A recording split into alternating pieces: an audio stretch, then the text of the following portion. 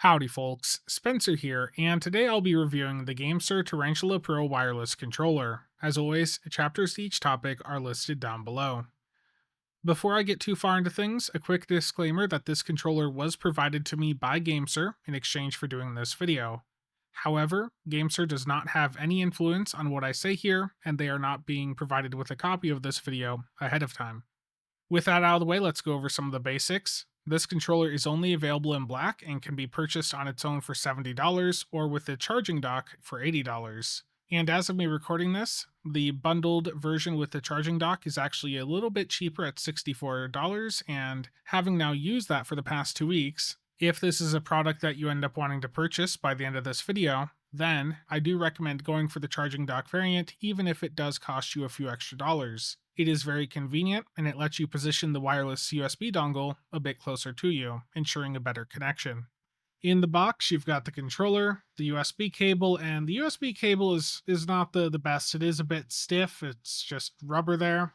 It's not the highest quality cable. You've got your USB dongle inside the plastic bag that has the Gamesir sticker, the quality certificate badge, the manual, and also the little card that has their socials on it. If you have any issues with their software or the hardware, I'd recommend definitely joining their Discord. There's quite a few people over there, and it looks like it could be pretty helpful if you're running into any issues. And if you have the bundled version that has the charging dock, then you get that as well. And as for platform support, the Tarantula Pro can be used on PC, the Nintendo Switch, iOS, Android, and I was able to use it on the Steam Deck's SteamOS. It just showed up as an Xbox controller.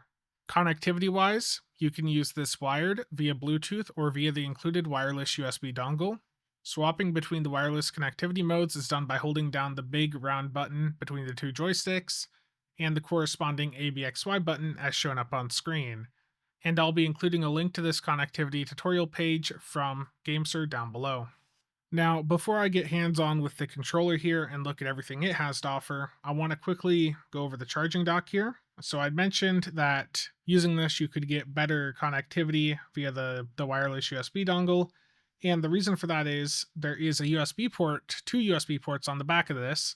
There's one for you to plug in the wireless dongle, and then there is a USB-C port that you can use the included cable to connect over to your computer or whatever device you're using. And by doing this, you can move this out to somewhere where you're going to have a better line of sight between this and your controller, therefore potentially better connectivity. And then for this, all you have to do, you see there's 4 gold contact pins on this one, and then there's the 4 pads on the bottom of the controller. To charge the controller, you simply set it on it, and that's it. So you don't have to worry about plugging a cable in each time you want to charge it. You just set the controller on it, and it's going to charge. So for the quality of life feature there, and for the fact that you can potentially improve your wireless connection by better positioning the USB dongle, again, I would spend the extra $10 to get this if you're going for this controller. Now, getting hands-on with the controller itself, the build quality is amazing, and they've done a great job merging elements from Xbox, PlayStation, and the Nintendo Switch together here. And before I go over all the buttons here, I am going to be doing a sound test afterwards, so if you're looking for that, that is timestamped down below. Starting up front, the D-pad on this has tactile switches, and it is the best D-pad I have ever used on a controller. Compared to the membrane D-pad on the 2 other controllers I have, the G7HE and the standard Xbox controller, it is a huge upgrade. For the joysticks, as you've seen, this is using the PlayStation DualShock format with both of them at the bottom, and both are using magnetic TMR sticks. TMR is able to be more precise than Hall effect sticks while also using less power. Between the 2 joysticks is the home button, which has the Gamesir logo on it. And over at the right side for the ABXY buttons, there's a really neat mechanic with this where you can swap it between the Xbox layout and the Switch layout. This is done by holding down the M button that's at the bottom back on the controller, and then the very bottom button on the ABXY here, so A. And doing that will swap it around. And they do have a little window here where you can see the gear going as it's doing the swap.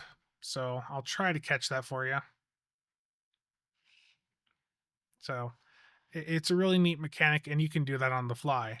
And at the front top, there's a bunch of buttons here. So at the middle, you have from left to right the view, share, and menu buttons. Surrounding them at the left is another two customizable buttons. Over at the right is another two. And above that, where you have the Gamesir name here, this is where the NFC touch point is for this controller, for if you're using that wireless element of it.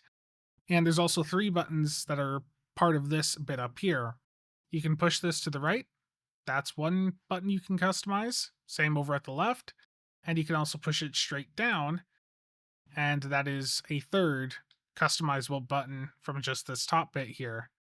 So right there, between that top bit and those four buttons, that's 7 customizable buttons right on the front of this controller. Heading up top, the bumpers have nothing special going on, but the 2 triggers here do. By default, these are Hall effect analog triggers, but you can hit the switch on the top back here to swap these over to a micro switch. So if you're doing a game that benefits from the Hall effect, where you can scale the effect, based on how much pressure you're putting on it, then you can leave it at that. But if you're playing, say, an FPS game where you need to have an immediate response, max response as soon as you hit this, you swap it over to a micro switch, and it's going to do that for you. It's an interesting effect there, and you can swap these on the fly. So really interesting there. And then on the back, you also have the last 2 customizable buttons. These are on the grip here, and you can also turn these off if you don't like them. So there's switches down here for these, and if they are towards the center of the controller, that means that button is disabled, and when you do that, it also pulls the button back into the grip.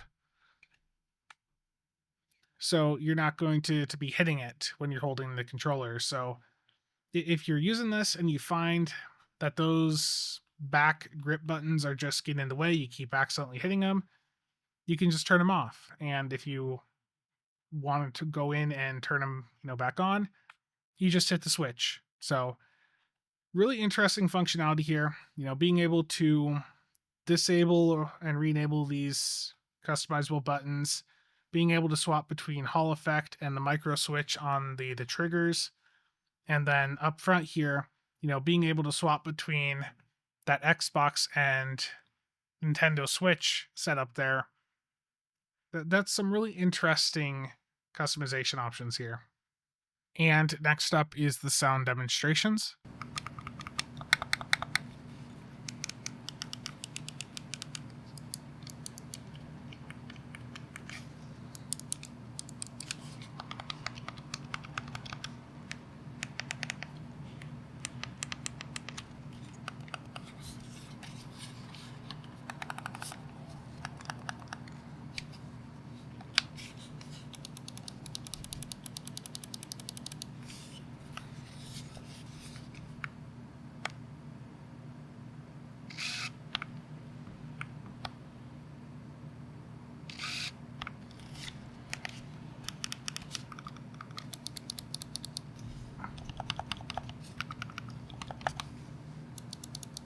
And heading over to the software side of things, on Windows, you'll need the Gamesir Connect app from the Microsoft Store in order to customize this controller.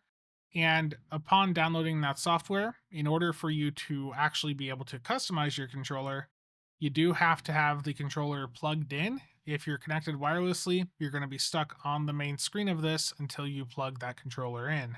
And for the software here, you've got quite a few customization options for the lighting. You can go in and turn that off if you want to get a bit of extra battery life, though. But this thing has a 1200 milliamp hour battery in it. It handled my gameplay sessions pretty well. I don't think you're going to have to worry about battery too much with this one. So I think if you want to leave the lights on, you're safe to. You can also customize the button lighting here. So if you want to change the color of any of these, you can go through and do so. If you want to customize the switch one, then you can go through and do that. So you have quite a few options here. For the sticks, you can customize their dead zones and anti-dead zones. You can customize the buttons, of course, which I'll show more in a second. And there's also some motion functionality, which I wasn't able to really test. That was more of a Nintendo Switch thing, it looked like.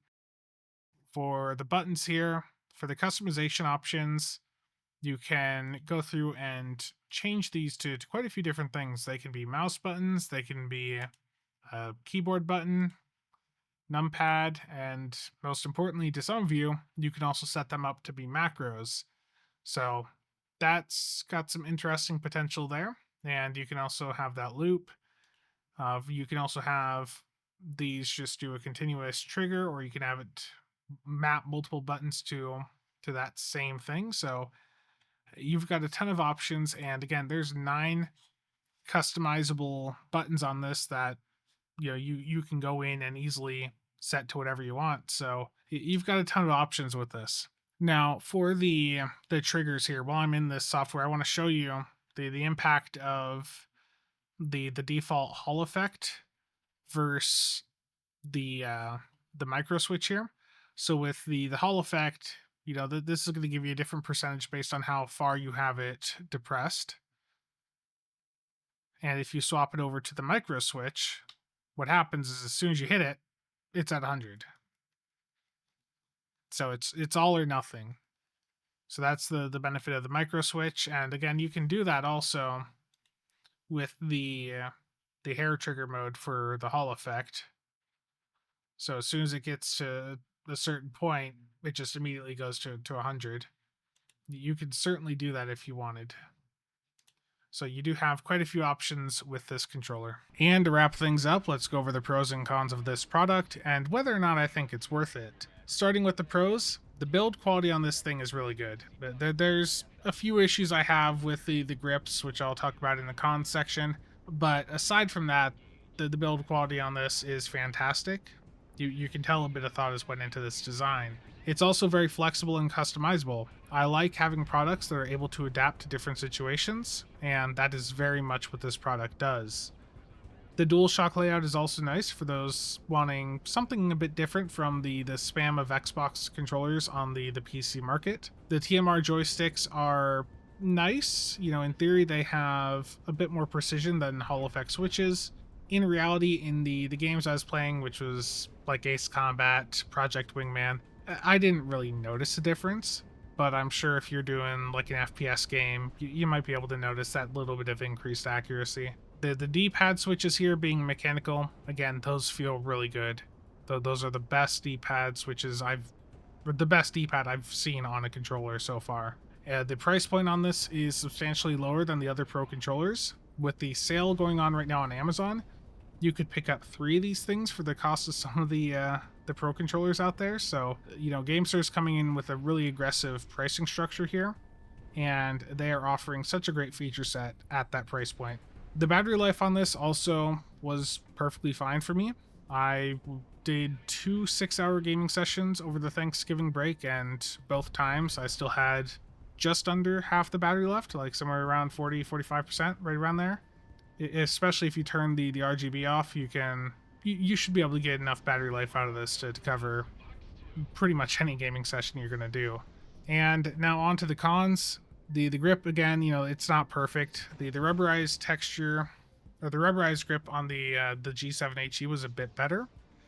The customizable hotkeys, it's nice to have a ton of customizable buttons, but if they're not the easiest to hit, they don't really offer that much. And there were some of these on the front, and that big one at the top there, just not the most practical to hit when you're actually playing a game. The Gamesir Connect software on Windows needs to tell you also that you need to have the controller plugged in directly in order for it to work. There's nothing on it telling you that you have to have it plugged in. So I was sitting there with the controller just wirelessly connected, like looking around, like, why isn't this letting me go in and use this software? Uninstalled it, reinstalled it. I wasted a bit of time on it. It would be really just a really nice quality of life thing. It would probably help them with support on the support side as well, if they just said right on the app that the controller has to be plugged in order for it to show up in there. But that is something they can easily resolve. The included USB cable also isn't great, and the ABXY buttons, it sucks those are not mechanical, but they didn't feel that bad to me. So overall, I feel that the pros far outweigh the cons and make the Tarantula Pro a product that for use on Windows I can recommend. At this price point, it packs a heavy feature set and solid build quality that you're not getting from other controllers at this price. However, if you plan to use this on anything other than Windows, I would recommend you get a second opinion and find a review from someone who tried it out on the platform you're looking to use it on. And if you have any questions about the Tarantula Pro, it may also be worth joining the Gamesir Discord. There seems to be quite a bit of activity over there. But that is going to be it for today. Again, a huge thanks to Gamesir for sending this controller out my way.